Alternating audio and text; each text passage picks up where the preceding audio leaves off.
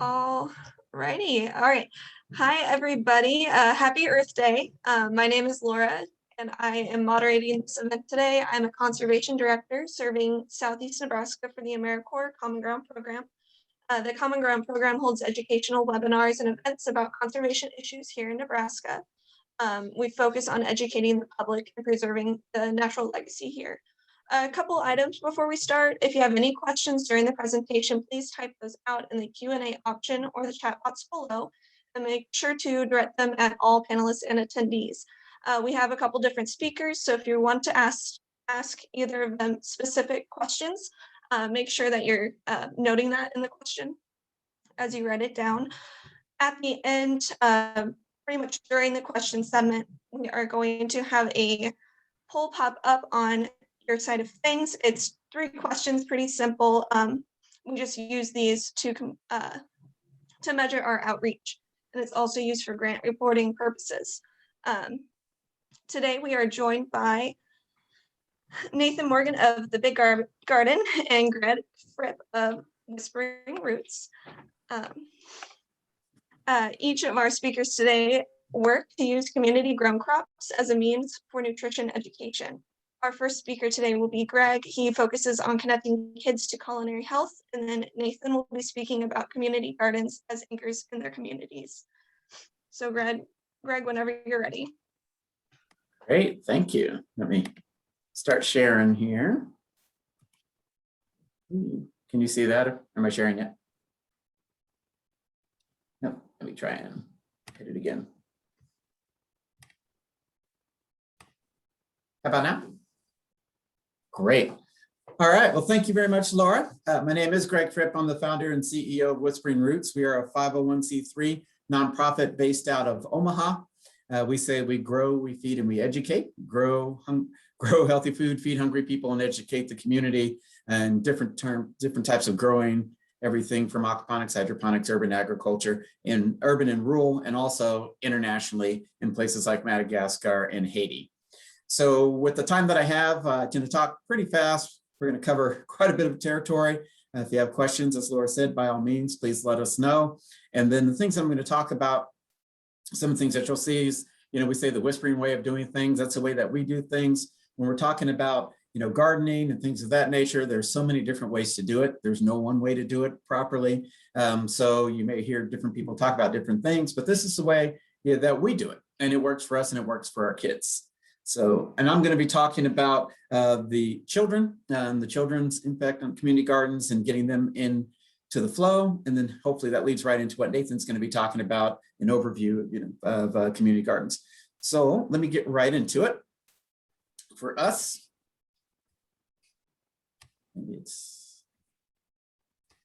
there we go. The vision of Whispering Roots is to change how the public views hunger, agriculture, education, and nutrition. To provide fresh, locally grown, healthy food for socially and economically disadvantaged communities by using aquaponics, hydroponics, and urban agriculture, and also to teach the principles of STEM, science, technology, engineering, and math by using hands-on experiential learning. So everything that we do with our kids, it's all hands-on, getting them dirty and making sure that they're learning about conservation, they're learning about crops and things, but the only way for them to do that is to really get themselves dirty. Some of the places where we work, you can see this map, Nebraska, Iowa, South Dakota, down in Missouri, and then also, like I said, in Madagascar, and then over in Haiti in the Central Plateau. These are some of our partners. And so that Nathan and I, we collaborate for years on many, many different types of projects. But these are some of the places that we work. Although we're going to be talking about community gardens and things of that nature, I mentioned aquaponics. This is one of the things that we do. If you're not familiar with aquaponics, it's where we use fish water to grow vegetables, a different type of growing, where we take fish in a tank or in a pond or something like that. We circulate that water into our garden, which would be a grow bed of some kind, where the plants suck the nutrients out of the water, which cleans the water for our fish. The plants grow nice and big, and then we dump that water back into our fish tank nice and clean, which gives us a nice recirculating system.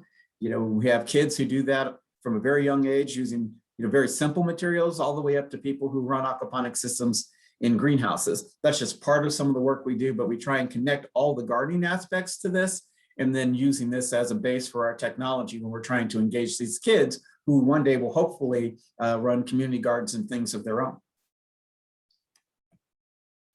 One of the reasons we're talking about Earth Day and talking about gardening, something else that Whispering Roots does, we are heavy into emergency food production.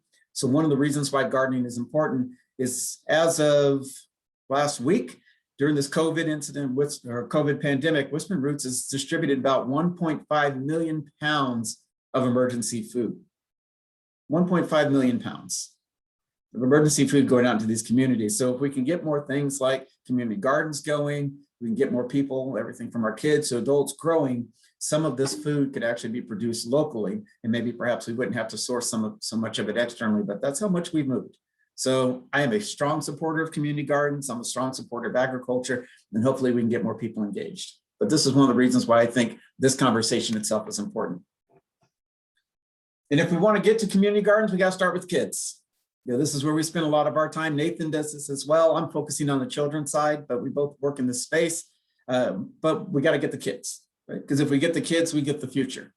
And if we like to eat, I don't know if anybody out there likes to eat, but if you do, then we better start getting these kids involved in the system, because the kids that we are working with today are going to be the people who are going to be feeding us tomorrow. So we start with the children, starting to get them pretty young, everything from just getting their hands in soil and getting them dirty, all the way down to teaching them how to build, community gardens, teaching them how to grow plants, teaching them about seeds, plant science, all those things at a very young age. Because at some point, some of these kids that you're seeing in these pictures might be the next ones that come up with great ways to conserve water. As we all know, how we're using water on this earth, that the earth is getting hotter. But one of these kids might come up with a really good way to help feed us all in the future as the growing conditions become more challenging. Now, as you can see, we do what's called P16, which is preschool all the way through the 4-year level, engaging kids in growing techniques. And in the schools, when we talk about gardening, community gardening, we have to remember there are many different ways to garden. And every school and every community doesn't have room perhaps to put gardens on their site. We have some of our schools that are covered in asphalt.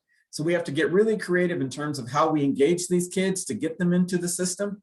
So in some cases, it might be, on the right-hand side of the picture where you see the 2 young kiddos, where we might use vertical growing stations and teach the kids, how to start seeds, how to germinate seeds, how to grow, the effects of light on growing those seeds. Everything is hands-on, but it's just to start getting them engaged and making it fun for them, right down to having them grow beans in the classroom, microgreens, things like that. Or on the left side, that's a small aquaponics system where we teach the kiddos how to grow crops, using soilless methods indeed as well, but with water from fish tanks on a very small level with something that can fit up against the wall. And it all works really, really well. The kids can practice all these techniques and then learn about the fundamentals of agriculture, all in the classroom. And then, of course, that's really important in places like the Midwest. We're in the middle of winter. We all know we're not growing outside. These kids can grow year round and then apply the concepts and principles that they've learned to their gardens when things start to warm up in the spring. In some cases, they purchase systems. And one thing that I forgot to tell you, I'm not going to talk about a lot of statistics today, because I'm thinking Nathan might talk more about that when he's talking about community gardens as a whole. So I'm basically talking about how we engage these kids and get them into the process so that ultimately they can become the ones who run these gardens. But you can do things like this. And if you're thinking about doing it yourself, if you're not a gardener, if you want to be gardeners, you can look at doing something like this. You can potentially purchase systems. These are vertical systems, once again, that fit up against the wall, where you can grow indoors and do things like growing in seedling trays. You can practice different techniques. And the cool thing about this is, if you say you're not a real gardener, you're thinking about whether or not it's for you, you can practice without spending a lot of money. And then you can also, you can get your techniques down and learn all the principles of how to grow. But you don't have to purchase systems. You could do something like this, right? You can build systems. These kids, our kiddos do this, since we're talking about the children. These are actually systems that are in classrooms with some of the schools that we work with, where the kids built these from scratch. We talked about hands-on experiential learning in STEM, science, technology, engineering, and math. Here, the kids came up with ideas for how they could grow indoors and start their plants, be ready for the spring. They built out of simple construction lumber, using pots and seedling trays to grow these fantastic crops indoors as they get ready to transfer. They were doing things like cherry tomato plants indoors, but it doesn't have to be expensive. Basically, what I'm saying, to get the kids started in gardening or get yourself started, it doesn't have to be expensive for you to get the experience and also grow at a scale that makes sense for you. Or you can do something like this, buckets and things. Here's where we talk about 5-gallon buckets. We get the kids in the classroom and the crops. Everything that you see here is grown by our children, our kiddos, but these are 5-gallon buckets where they're growing really nice cherry tomatoes, absolutely fantastic tasting, and their peppers.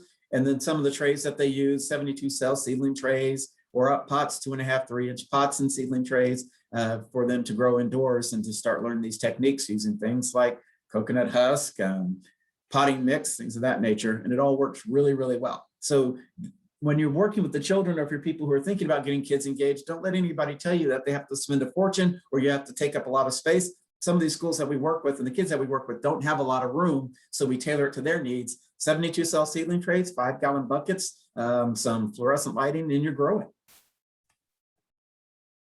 Or something like this. We want to make sure that the projects fit our partners. So here you can see, like in the upper right, that's one of our teachers in North Omaha with her kiddos. She started a growing lab in her classroom where she has the vertical grow stations that we were talking about. She has an aquaponics system in the background where she's growing tomatoes and salad greens and things like that. On the left-hand side is one of our schools where the kids were growing indoors in their greenhouse, which had been used for storage, and then we started converting it to growing. They started growing tomatoes, or here they were growing cucumbers, but they also were growing tomatoes. Their tomato plants ended up being about 9 to 11 feet tall. And then on the right-hand side, some of our 7th graders who were growing lettuce aquaponically. And then we think about the engagement, because the long-term, if our long-term goal is for them to do things for the community, we want to make sure that we get them started working on community-style projects. So here you can see in the upper left, that's one of our schools where the kids were growing outdoors. We built these are 4x4 raised bed gardens that the kids were using to grow different types of herbs. And then they were also growing things like cucumbers and then also different types of melons. Those plants ultimately grew all over the sidewalk out into the yard, schoolyard, and the kids would come every morning and look for different types of melons to pick, and then they would eat them that day.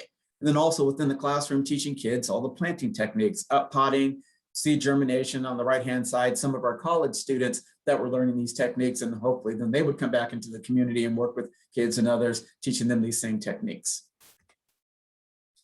You know, a lot of our focus is also project-based learning. These are kids here, like I said, we like to get them dirty, who had never grown anything at all. They didn't have a school garden. So we started in the classroom with these kiddos, teaching them how to build raised beds and the principles of raised beds, especially if you have soil where you cannot grow into the soil. If you need to grow on top, you can do the raised bed techniques, but you can see getting the kids engaged there where they learn how to build. And then ultimately on the right-hand side, those are the beds that the kids had built indoors within the winter that were put outside and turn their empty lot there into an actual school garden, which now has also become a community garden where they grow fresh vegetables during the spring and summer, and then engaged in the fall with our culinary team, which I'll talk a little bit about. Don't think you have to do anything big. Starting small is okay. Right here, we've got kids who are using seedling trays. You can see that they can grow microgreens in the classroom, teaching them once again the principles of seed germination. I think in the upper left, those kids are learning how to grow moringa, which is an incredible plant. And in the middle, that's one of our youngest kiddos. That's a 1st grader working on one of our aquaponics systems in the classroom. This was just shot yesterday where they were harvesting out of their aquaponics system. She's got her mask and everything on, socially distanced, but that's crazy. We even have to say that these days. You can see the difference in pictures, some with and without masks. Of course, some of these were shot before we had to have masks on, but it doesn't matter the age, right? That's a 1st grader who's in there harvesting out of their indoor garden, which will lead to their outdoor garden. And then on the right-hand side, some of the kiddos who are growing in their 72 cell seedling trays indoors. Starting small is okay. Or something like this. These projects here are all projects that started small with small growing systems, small 4x4 grow beds, things like that, and then grew into greenhouse work. You know, the greenhouse that you see, the geodesic dome greenhouse, that was actually built by a school with a bunch of our kids up on one of our reservations, where the kids started with a small system. And this has become a community engagement center where they're doing community gardens out of their greenhouse, which is on school property, which the kids went and spoke to the school board about, and then ended up getting this greenhouse built for their community and for their school. So these are different types of things, like we said, small, or if you're in a community where you have the ability to do this, this is what it can lead to, all by children who will then ultimately move into the area that Nathan's going to talk about. You know, some of the collaboration opportunities when we're working with our kiddos in the classrooms, we're always talking about communities and neighborhoods. You know, what you see on the right-hand side is one of our community gardens that the kids, this is about 2 blocks from one of our schools, where the community comes and takes care of these plants. We work with the community to build those. The kids help do the design work. We install the systems, and now the community, the kids from the schools, the teachers, and everybody engage in this garden. And it's only literally about 2.5 blocks from the school. So the kids have our activities going on in the classroom and then also out down the street with the community. But some of the ways that you can do it, you think about collaboration opportunities, community gardens, school clubs, extension offices, garden clubs, you know, local stores, and then of course, you know, 501c3 nonprofits like Good Garden, Nathan, who's going to be talking, you know, Whispering Roots and others. So great. This is one way that you can start tying all these things together. And then we want to connect the dots, right? What, as Nathan talks about what they're doing, you know, these kiddos that we're starting here on a small scale, you know, if you look in the upper right-hand corner, those are crops that came out of a community garden, one of our kiddos, the school, one of our school gardens. This is what the kids grew. And then on that bottom left, you see we have gardening, community culinary engagement, health and nutrition. Once the kids were growing all these products, and we bring in our health and culinary nutrition team into the classroom, and they work with the kids to teach them how to prepare all these items that are coming out of these gardens that they've been working on. So you think about one of these kids at this early age, what are they going to be like by the time that they're 16, 17, 18, 20, 21, 22, having gone through years of this experience? What type of value will they bring to the community that will be able to help with what Nathan's going to talk to you about? And we say, don't forget, it's all about the people, right? Community gardens, education, school gardens, in the classroom. It's all about the people, engaging people at an early age, making it fun, making it challenging. And don't assume that because, you know, if you live in a rural area and you're watching this, you know, the kids on the bottom right, those are kiddos that came out of one of our towns that only had about 732 people in it. And so this was their first actual hands-on growing experience, ag experience in the classroom in a rural town, was with some of our programming. And then now they're community gardens. So don't assume that if they live in a rural area and the agriculture surrounds them, that they know how to do this. And then of course, you can see all the diversity, urban, rural, you know, immigrant families. Everybody should learn and deserve how to grow, because from our original slide that talked about 1.5 million pounds of food being distributed, we need more people growing and doing it locally. And then we talk about tying it together, you know, from a STEM perspective.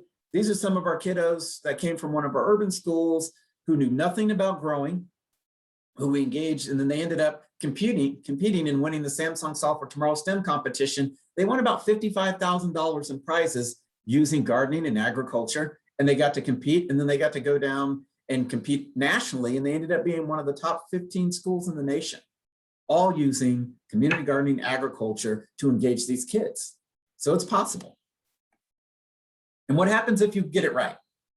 You know, if we go through all these steps, we engage the kids at an early age, we get them hands-on, we teach them how to grow, they have their gardens. This is what happens when you get it right.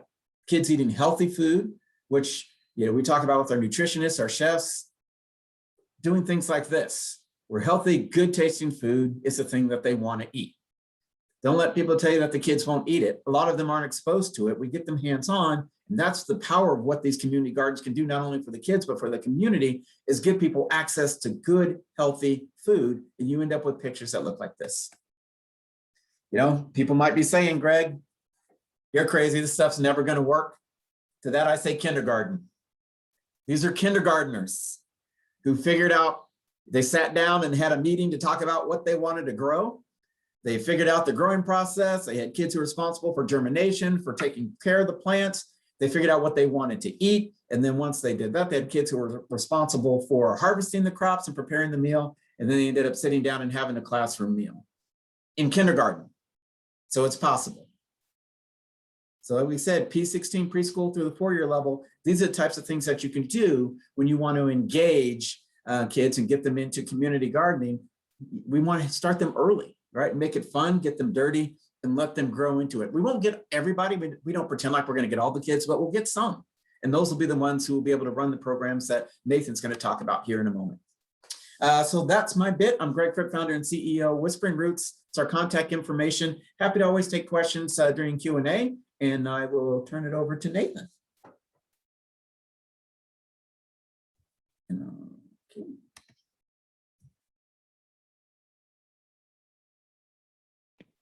Thanks, Greg. Hi, everybody. I'm Nathan Morgan. I'm Executive Director of the Big Garden here in Omaha.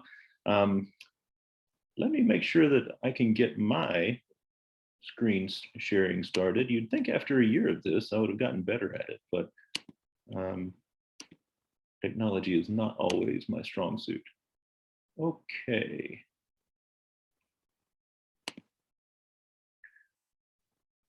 Can everybody see this? Can everybody see the, okay, great.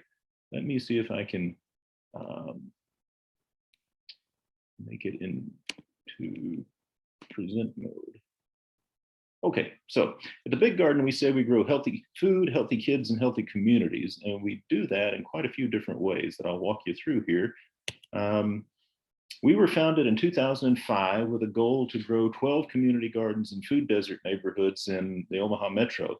As of 2020, we've got about 160 community gardens developed at schools and childcare centers, senior citizen centers, faith communities, not just in Omaha, but also in rural and small town communities across Nebraska, Kansas, and Iowa. These were initial reason for the gardens was that there was food insecurity in these neighborhoods because they don't have access to grocery stores. And oftentimes people don't have transportation. So we initially did that in urban neighborhoods and then realized that transportation and food deserts are a rural problem as well. If you live in a town of 500 and your grocery store closes and you don't drive, you're in a food desert. So access to fresh produce can be a challenge there too.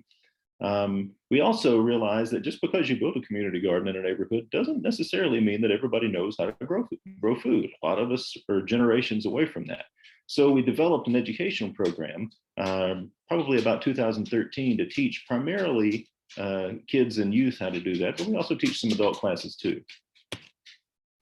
As I said, we partner with schools and childcare centers, faith communities, nonprofit organizations, community groups, all who have access to space to put gardens in. And that can look everything from 2 raised beds in a parking lot to a ½ acre of land. It just all depends on what the host organization has the capability to do and what they want to do.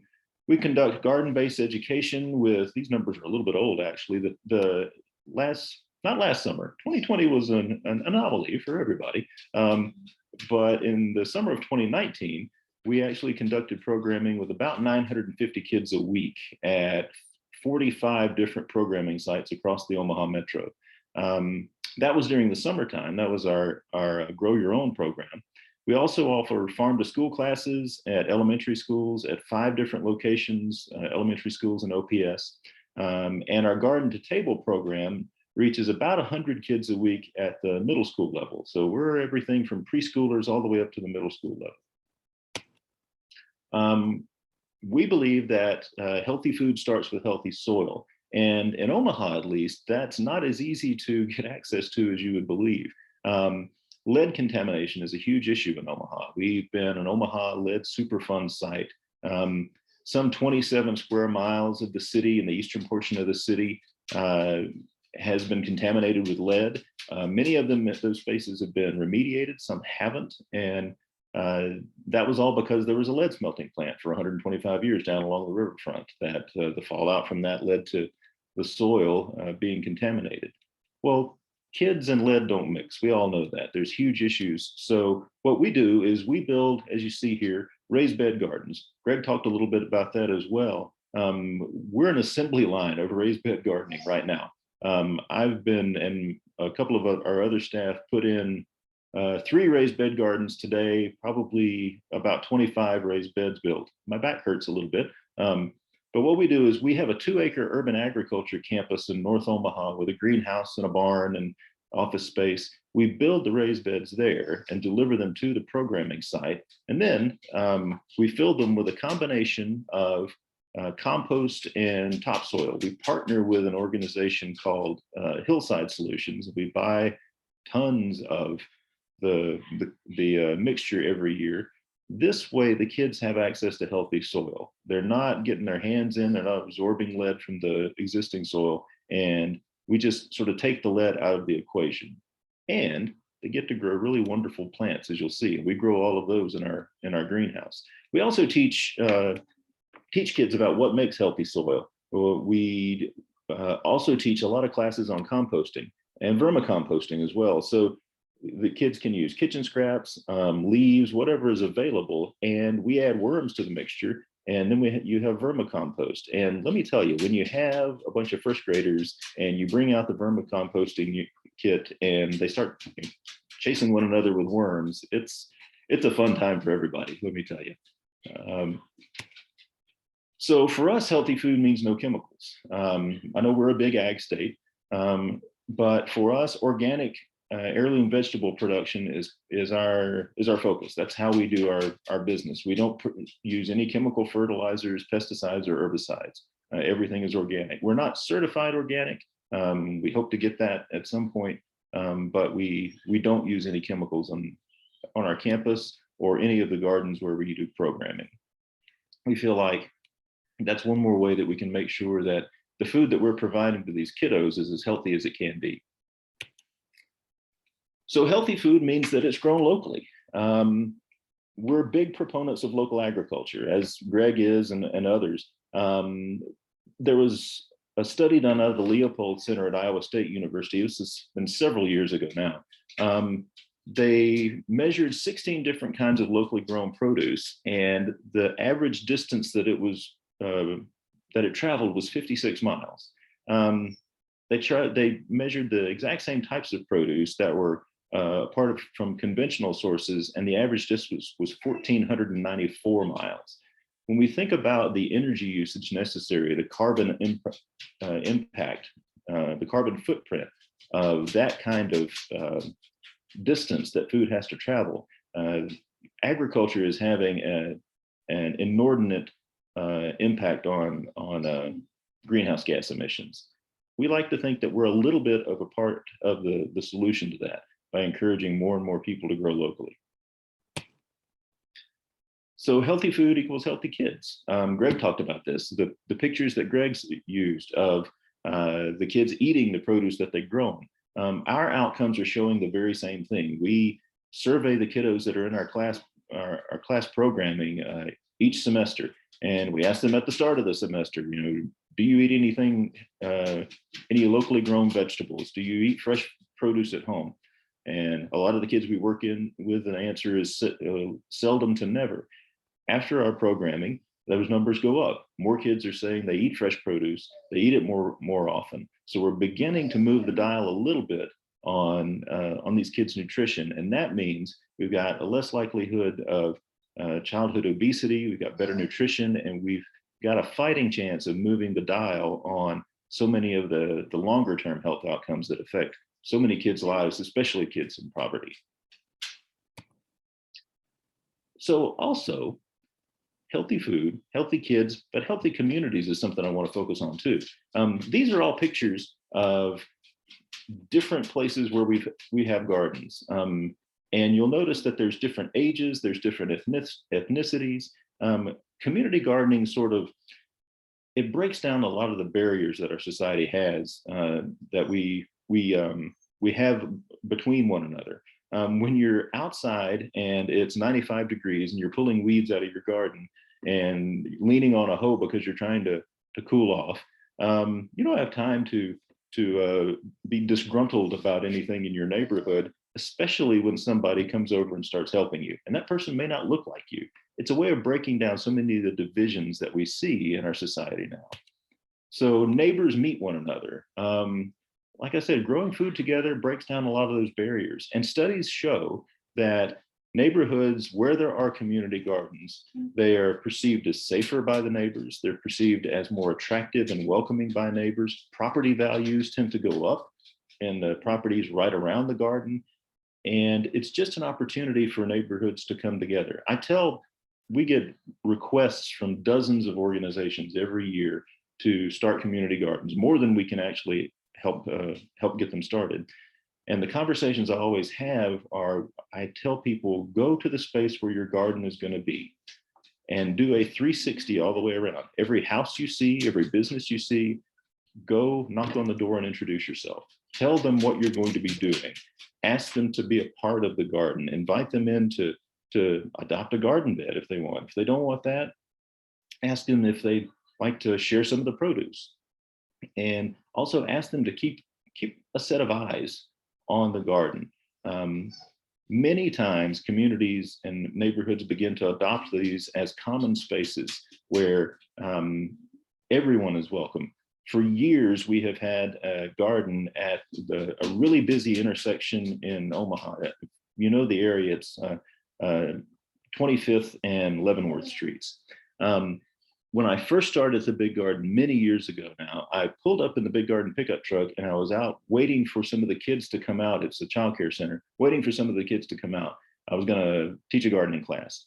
This elderly gentleman who lived nearby came out of his house yelling at me saying, who are you? Why are you in the kids' garden? That's the kids' garden. You better be, I'm gonna call the cops on you if you mess with anything there. And I had to say, no, sir, I'm here with the kids, and talk to them about, I'm here to teach the kids how to garden. And that satisfied him. But I was so happy to see that because the neighborhood had taken ownership of that garden now. The garden doesn't have a fence. It's a hugely busy intersection, people walking by all the time, and nothing ever goes missing because the neighborhood's got eyes on it. So this is a way of, community gardens are a way to bridge the divides that so often separate us now. And that's one of the most gratifying things about doing this kind of work. This is my contact information, email, telephone number. If you're interested in learning more about what we do, feel free to reach out. And also, as Greg mentioned before, collaboration is key in how we do this work. Greg and I have been working together for probably longer than either one of us wants to admit. The way to move the needle on so many of these issues is when organizations and people work together. I'll hand it off to Molly, I think is next. Yes. Hi. Mute. There we go. All right, I'm unmuted. Hi, everybody. I am here. Apologies for being a few minutes late. No wonder Nathan and Greg were confused. I am in Lincoln, so I'm a little bit closer to you, but not massively closer. Still a gap between us, but you are welcome to come and visit. I run the Southern Heights Food Forest, and I am going to figure out how to share my screen, and I am vaguely less organized than the average bear. We all have our strengths. We just have to know who we are. All right, wait, I don't want the finder. I want the, wait.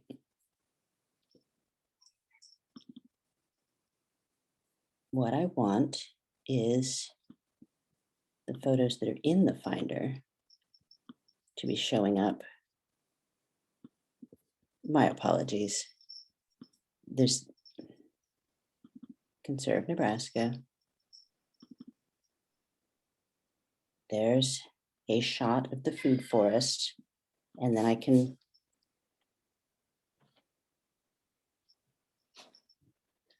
it doesn't show me that option for sharing that.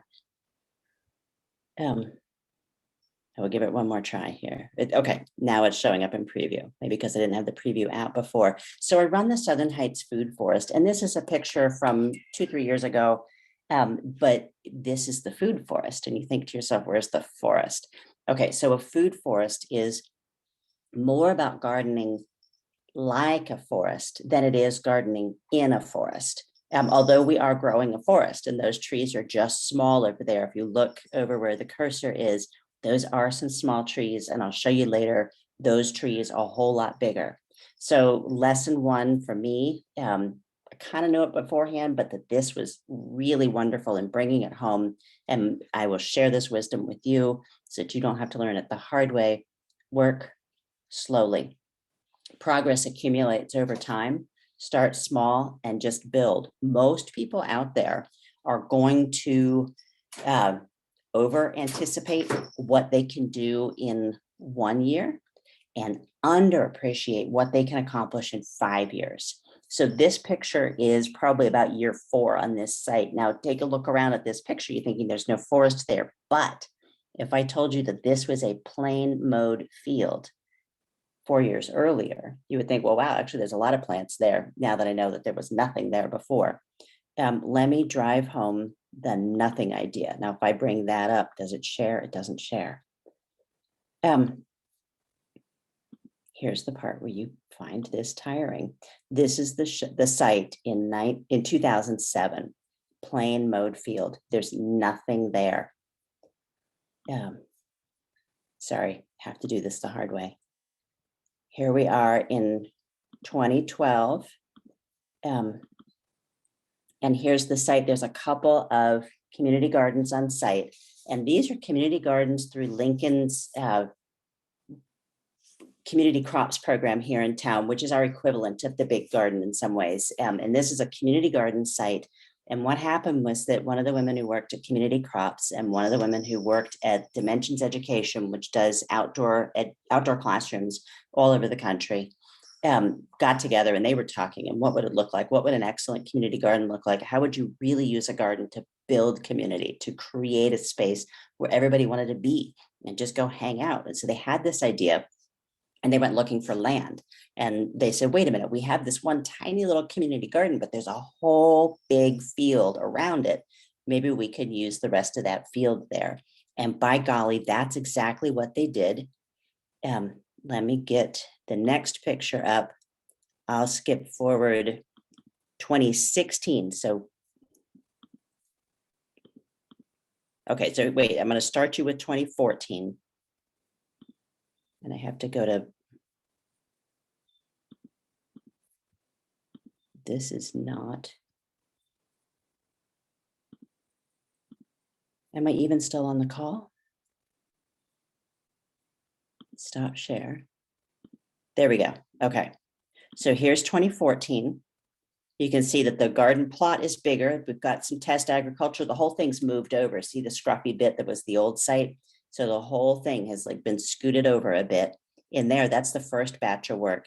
And now fall of 2014, a couple months after this picture was taken, right down here where this is, they start planting some walnut trees. And that's as far as we get by the fall of 2014. Here we go with, okay, I apologize. This is not behaving as it should. So here we are by 2016, and we have installed the first half of the pollinator garden. We're getting ready to install a second portion of pollinator garden. There's the outdoor classroom has largely been built. So 2 years, intense amount of work, just getting the framework of the outdoor classroom in, and just beginning to start on the field. And then watch what happens. And the trick is to stop share, apparently, and then it kicks in better. We go up to 2016. And there we are. No, that is 20. That's what you just saw. I apologize. I didn't realize it was going to make me share these all one by one. I thought if I shared my screen that it would just be sharing my screen. But I'm having to scoot through windows at a rapid pace. So here's 2018. And there, we've done a huge amount of planting. But at the time that we're doing all that planting, so here's what it looks like from the air. And then that original photo that I showed you, that's it on the ground. All those trees are like 3 feet tall. So skipping forward, again, just a little bit, we're starting to move. Things will come over time. Stop share. This is one of the pawpaw guilds. The trees were put in by the 2018 photo that I showed you. And the rest of these plants were installed in 2019 and maybe even into 2020. in there. So working slowly, it does build over time. Give yourself some grace to let it come, let it happen. That is a huge learning moment for a lot of us in there. One of the things to do on site, as you're looking at a spot, as you're trying to figure out, do I have what I need to have?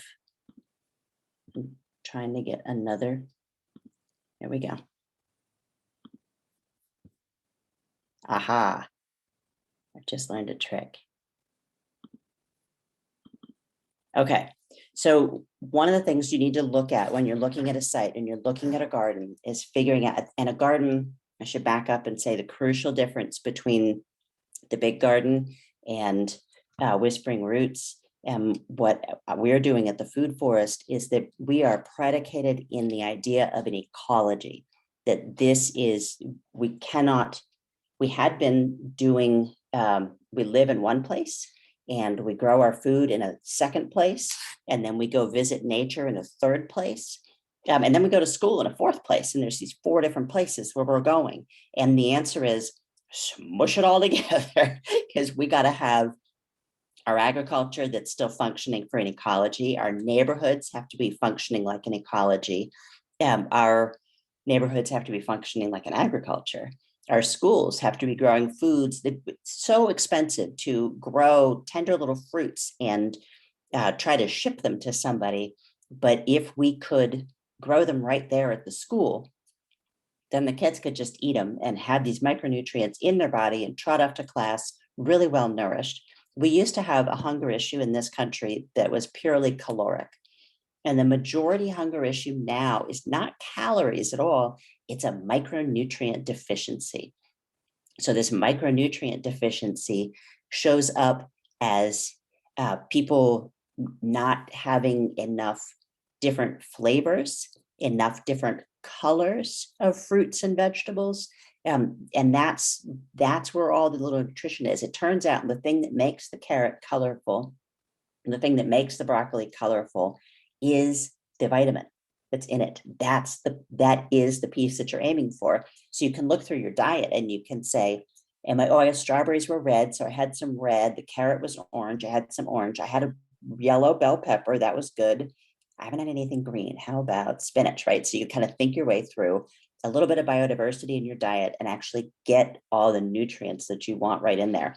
Well, we can do the same thing in our gardens.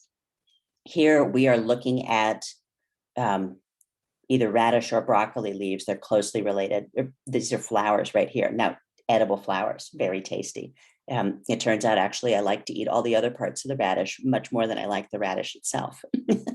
No, it's like, oh, wait a minute, because the flowers aren't quite as bitey. So they're really fun to just sort of throw in a salad, add to the salad, gives me a little bit of flavor without being quite so aggressive in there. So here's a flower with 4 petals. It's a single flower. It's not massive, but it's not small. It's not a tiny little flower. Then we can switch to here. All right, so a sunflower looks like a massive flower, right? Check out those tiny little yellow dots in the middle. Those are actually the flowers. The rest of this you could think of as the billboard advertising. It's just the sepal that holds the whole thing in over its head. So these are the tiny little, so here I've got some tiny, mini little flowers. And if I could zoom in on those, there's 5 or 6. So this one had 4 and this one has 5 or 6. Now this one, whoa, those are teeny. Wait, those are teeny and those are an entirely different shape. Check that out. Those are like little tiny tubes. All right, that's a whole different kind of flower in there. Here's that tube idea, but big. So this is a persimmon flower. And by dividing them up like this, if you're getting daisies, roses, and orchids, you have 3 totally different kinds of flowers. But then you get like the big, just a daisy, actual daisy, or like small, which turns out to actually be a sunflower because it's the tiny little ones, or you get a big, giant actual orchid. I don't know if any of them even grow around here, but, or you get the little tiny, if you look, take a magnifying glass next time your clover near you blooms and look at your clover blossom under a magnifying glass, because it turns out that that is a tiny, tiny, tiny little orchid flower, but it's a whole bunch of them in there together. So it's like 50 or 100 little orchid flowers. if you're getting this kind of diversity in the flowers in your garden, then you have a nice kind of diversity there for bringing in additional creatures to your garden, bringing in a wide variety of insects and things. So then you're thinking, what am I actually able to grow? Like if we're focusing on diversity, what are we actually getting in? And these are going to be open with, I'm going to pull up a bunch of pictures here. What are we getting on site here? And I don't know why it's, there we go. Preview. Okay. So we had, and now I have to share it with you. Another year of this pandemic, I'm gonna be a genius at this Zoom thing. This is gonna be great. So we have American plums. These ones are not quite ripe yet. They're very small, very more like cherry sized, but they're actually plums. This is a pear. This is our Bartlett pear. Our Danju has not produced yet, but here's a pear coming in. And part of what we're having to do is teach people how to eat the different fruits, how to take them. Pears, they're not good off the tree unless it's an Asian pear. If you want a good pear, you got to put it in an Asian pear thing. If you want a good pear, good European pear, you pick it, you put it in the bottom of your fridge for anywhere from a week to 6 weeks or something like that. Then you pull it out, let it ripen on the counter. Otherwise, if you get it ripe off the tree, it's just going to be mushy, mealy, not tasty at all. We have black cap raspberries. We have, this is chamomile, like you make chamomile tea from. Super cute. You really want that in your garden. Love that. These are chestnuts. They come inside these horrific little hedgehog balls in there. Don't plant those near where you park your cars or want to put your picnic table. So we have here, we like to put things in right beside each other. So here's a sugar snap making nitrogen. Next to, that's a collard green leaf right there. We do have annual plants in and amongst our perennial plants because that's diversity. That's another kind of diversity that's in there. So getting one to feed the other. Here's an Aronia berry. This is, gotta wait for it to be a little bit soft for it to actually be tasty. But this is native to Nebraska and can be tasty. It's not very sweet. It's a good one to make jelly out of. It is the flavor from the purple grape juice, the old Welch's purple grape juice. They use the grapes for the sweet, and this actually was more purple. It has a higher antioxidant load than blueberries, and so does this one, which is elderberry, which probably grows around you somewhere. This is elderflower when it's in flower. Eventually the berries will come. The flowers can be added to sugar water, or people make elderflower wine or cordials, all kinds of fun things. A lot of healing properties in that. And then the berries themselves come later. You got to cook them. So tune back into more food forest stuff. We can teach you how to do that properly. But both the Aronia here and the elderberry, when it actually becomes a berry, have more of the antioxidants in them that everybody loves about blueberries. And they're like, oh, you got to eat a ton of blueberries. Well, it's really hard to grow blueberries in Nebraska. You cannot not grow elderberries. If you stick that in the ground, you better want it because it's going to be hard to get out later. It's quite assertive about being there. Here's onions. There are perennial onions. These are walking onions, and this is them coming back the next spring. They basically goes up in flowers, makes a little bulbil, falls over, and produces more. You can eat trees that are already around you. This is a redbud tree. They're in flower right now. You can eat those pretty little pink flowers or those white flowers. Add that on top of your cupcake or whatever you want to do. Super tasty. You see how that one leaf is sort of on the red side? If I were to grab that and pull it, it would be a little bit stretchy. And while it's still stretchy, it's still nutritious. When it's not stretchy anymore, that's just a lot of chewing. I'm not getting a lot of nutrients from that. So you want it stretchy. So here's the tiny little persimmons. These two are out of place. So this is the pollinator garden getting going. Here we go, back to things I grow on site.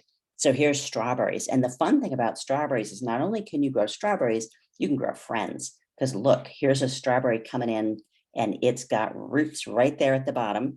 Let that root out a little bit further, cut it off and give it to your buddy. And now you and your buddy have strawberries together, or use it to transplant around. You can start with a 6-pack and cover an acre eventually, if you just keep at it.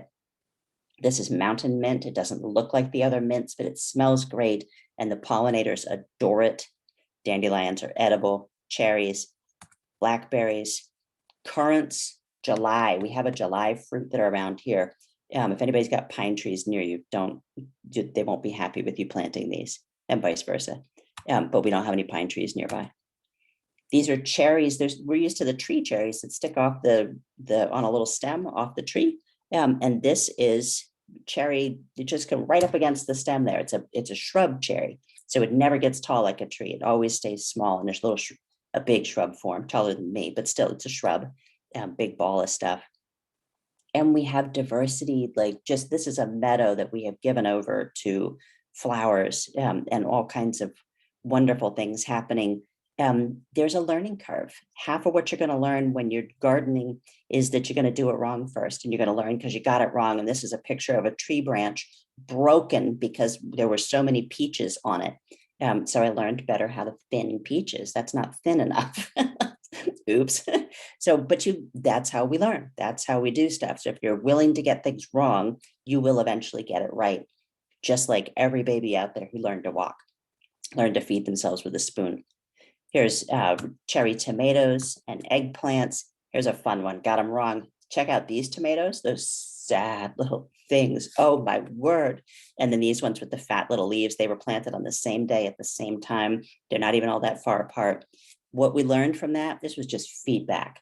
Oh, there's something wrong with the soil right there. Turns out to be really patchy soil across the site. So I could have taken it like, oh my goodness, there's something wrong with me as a gardener, but I didn't. Instead, what I learned was there's something about the soil that I have to know better, because this one grew gangbusters and produced enormous fat tomatoes all summer long. And this one never got a whole lot better.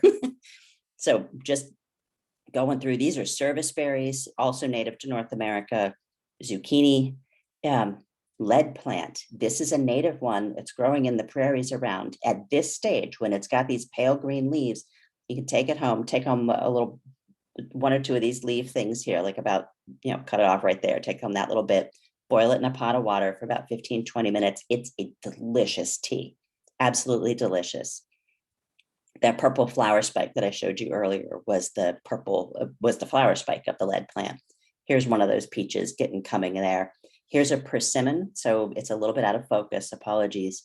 If I teach you nothing else today, I want to teach you how to eat a persimmon, because if you go to the persimmon when it's fat and gorgeous and like a bright orange tomato, like you would eat, you will hate it. You would rather lick a chalkboard. This is got this like white fuzz to it, and in a few more days it starts to get a little wrinkly and funky. That's when it's good. It should look like a tomato that you would never touch, but when it looks a little funky and over the edge like that, we call it bletting. There are a lot of fruits that we blet. Dates, I think, are probably the most famous example, but they're only good when they're like a little extra super ripe, and persimmons are totally in that group. If you've never had a persimmon before, but you have the luck to find a persimmon tree, look for the one on the ground, and then look around for the piece of it that doesn't have a hole in it, indicating there's somebody else in there. But basically take a bite of that one off the ground. That's how you're going to get your first good bite of persimmon. And once you've had a good bite, you'll come back for more. Here's more. That was another kind of plum. Here's more. These are daikon radish blossoms right there for sure. The seed pods are also edible, sauteed in butter, a little bit better when they're at the smaller side. By the time they're super fat, here I was seed saving these. By the time they're super fat, the seeds have gotten a little bit big, and it's a little bit more chewing than I like to do. This is Malabar spinach. It is not, it's an annual, it's not a perennial, but it grew a massive amount. We had 3 plants total, and it broke this trellis. So this year we're getting some cattle fencing and making an arch, and we'll just send it right up and over. Our lesson there was, hey, it's not quite so popular for people to eat. It does work as a spinach, totally can do it as a spinach. Some people love it, not enough people love it yet, but it works great if you want to make a play structure for the kids right there in the garden. Just throw it over something and something strong, and then the kids can play right there near the garden. So that's the plan this year. It turns out to be more toy than food. There's a food in there somewhere, but we're running short on time. And then these are just the artwork of the garden. Laura, am I out? These are onion bulbils, by the way, those same onions that were coming up from the winter. This is what they came up and did.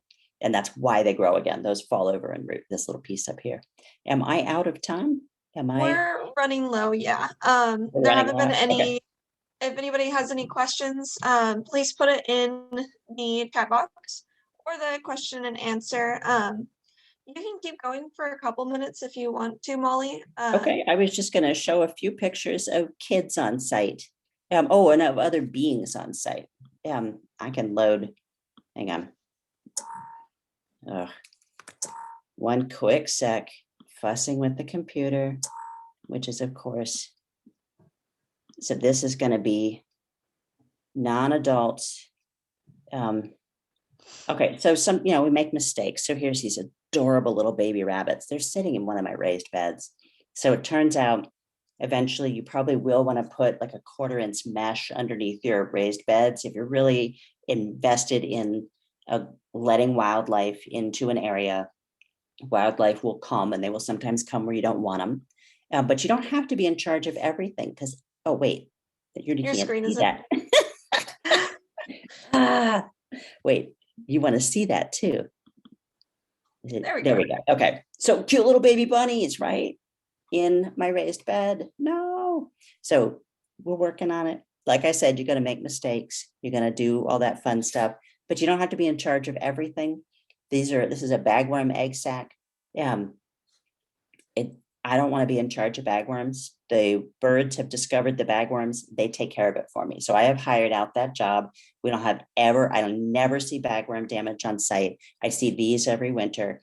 Whatever's had the population level is low enough because the birds are in charge, and I don't lift a finger for that. Here's one of the birds not in charge of the bagworms. This one keeps my compost bowl free. And I also have a fox that runs through the site, but he's not good about letting pictures happen.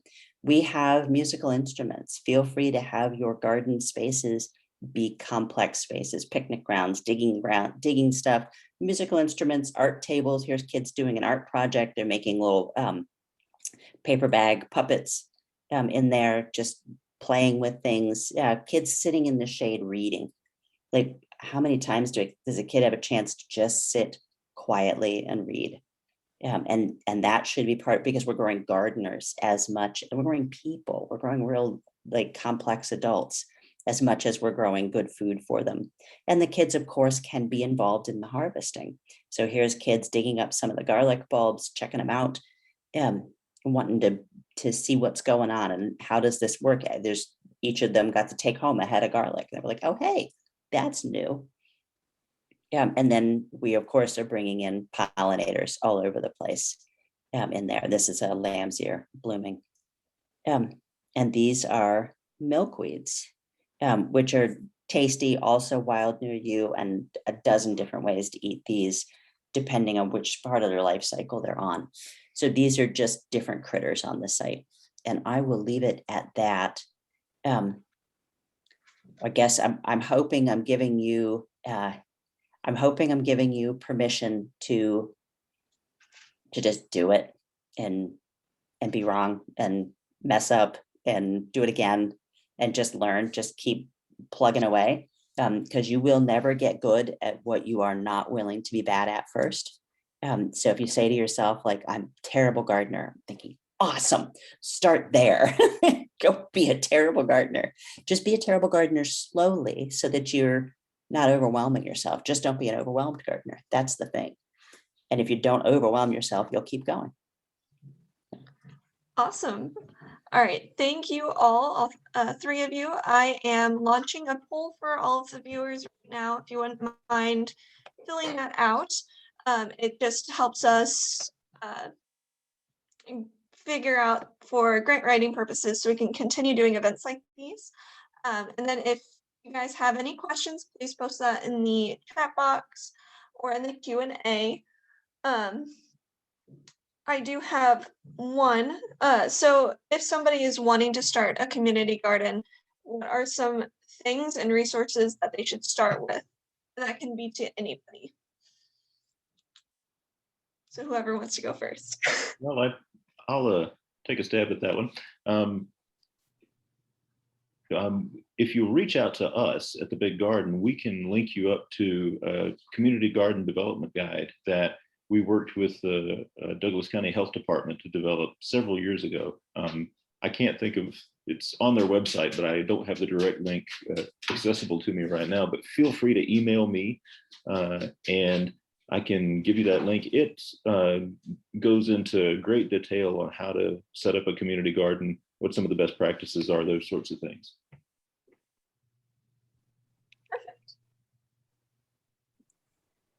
I would say have your patient's hat on, be willing to be generous with other people and think through, now how might they have meant that in a way that's less bothersome than the way I received it first. Because people are going to get on your nerves and you're going to have different ideas about things and you're going to have different priorities about things. But if you can find out, tell me what's so important to you about that one, like help me understand why feels like a priority for you. Coming at questions that way, you're growing a community. When you grow a community, you'll have a better luck with your garden itself also. Awesome. All right, and this one is more towards Greg. Sorry, these are just questions that I have. Can you go into aquaponics a little bit more? It sounds really interesting. Sure. So aquaponics is once again where we take fish, we use fish water to grow vegetables in a closed recirculating system. So we tell people, think about a lake where you have fish swimming in a lake. You have all this vegetation that's around the lake. That vegetation is helping to clean the water. We take that principle, we put it into a closed system, and we use it to grow food. So we feed the fish produce waste. That waste is then becomes the fertilizer for the plants. The roots from the plants suck that waste and nutrient out of the water, which cleans the water for the fish, and we dump it back into the tank. So it allows us to grow about 20-30% more food than if we were growing traditionally, using about 90% less water because it's closer circulating. Then I also tell everybody it's a great training tool for all the science, technology, engineering, and math as well. So, and it does produce some really high quality, great tasting food. It just does. It sounds cool. Doesn't have to be expensive. 5 gallon, 20 gallon bucket or something, $20, 20 gallon tote from Walmart, some aeration pumps from the pet store, a little tub for growing, some pea gravel and some seeds, and you're growing. It's cool.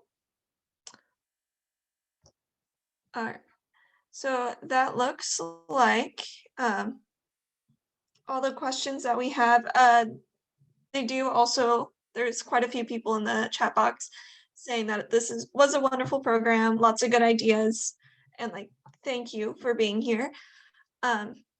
Since there aren't really any more questions in the chat though, I think we're good to head out for the night. So thank you all for speaking today. For anybody who's interested, the recording of this event will be on the Nebraska Conservation website here in a few days. I put the link in the chat box. It just might be, next week sometime. All right. So everybody have a good night. Bye, guys. Thanks, Laura. Thank you. Thanks you. for organizing this, Laura.